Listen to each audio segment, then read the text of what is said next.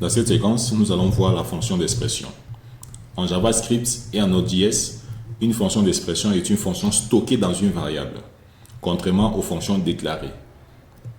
Une fonction d'expression ne peut être appelée qu'après sa définition. Ça, c'est la fonction d'expression. Il est appelé après sa définition. Mais une fonction déclarée, il est appelé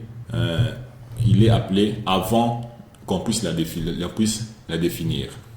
Je vais vous montrer quelques exemples pour qu'on puisse mieux comprendre ce que je viens de dire. J'ai créé une constante qu'on appelle addition. Et cette constante ou cette variable a comme fonction, et la fonction a deux arguments, A et B. Et ici, dans une fonction, on retourne toujours les résultats. On fait A plus B et on va afficher les résultats, console.log.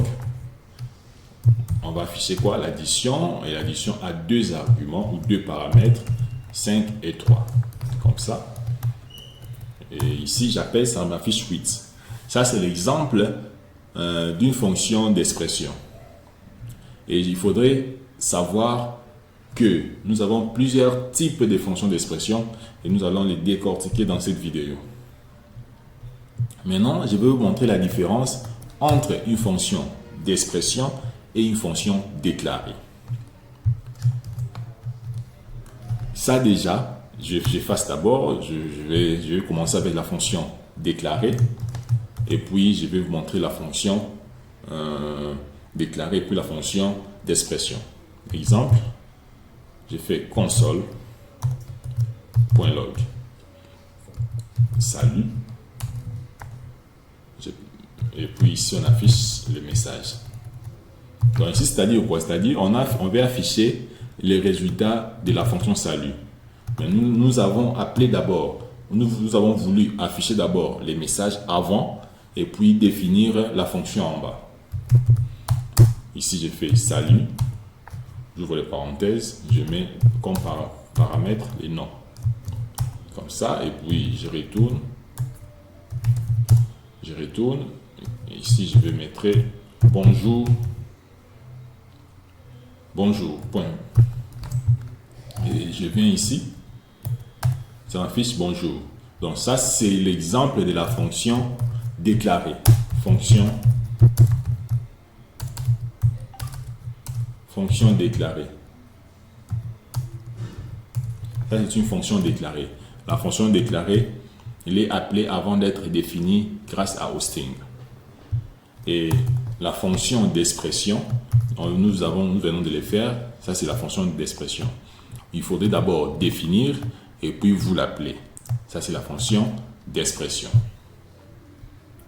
Maintenant, nous avons plusieurs types. Je vous ai dit que nous avons plusieurs types de fonctions d'expression. Et parmi ces types, la première, c'est la fonction d'expression anonyme. Quand est-ce qu'une fonction est anonyme? C'est lorsque la fonction n'a pas de nom. Et lorsqu'il n'a pas de nom, il est stocké dans une variable. Comme ça, c'est une fonction anonyme.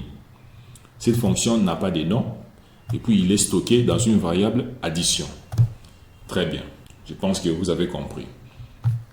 La deuxième fonction, c'est la fonction d'expression nommée. Je vous montre un exemple.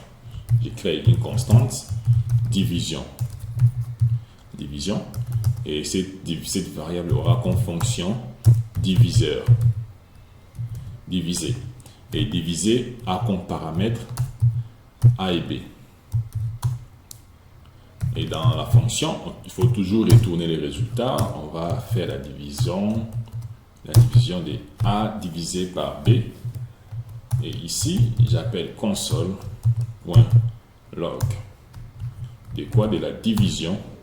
Et la division a comme valeur 10 et 2. Ça va nous retourner 5.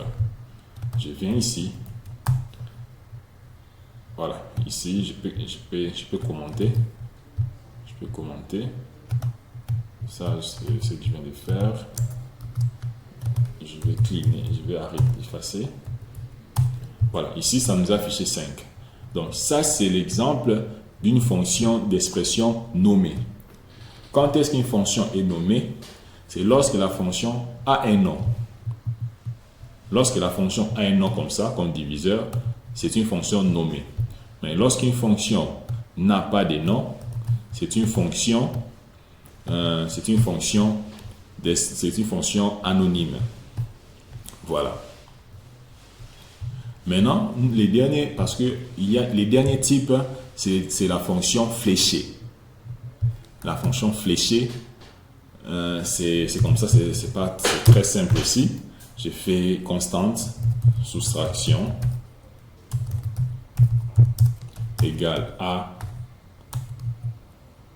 virgule B, fléché, on a les flèches, j'ai fait A moins B, point virgule, constante, consort plutôt, point log, de quoi? De la soustraction, de la variable soustraction. Et cette variable a les arguments 10 par exemple et 3. Voilà. Je prends 10 moins 3, ça va me donner 7. Ça, je peux commenter pour qu'on puisse voir seulement les résultats de la fonction fléchée. Ici, j'exécute, ça nous affiche 3. Donc, ça, c'est la fonction fléchée. Ça, c'est la fonction. Ça, c'est la fonction nommée. Ça, c'est la fonction anonyme. Voilà.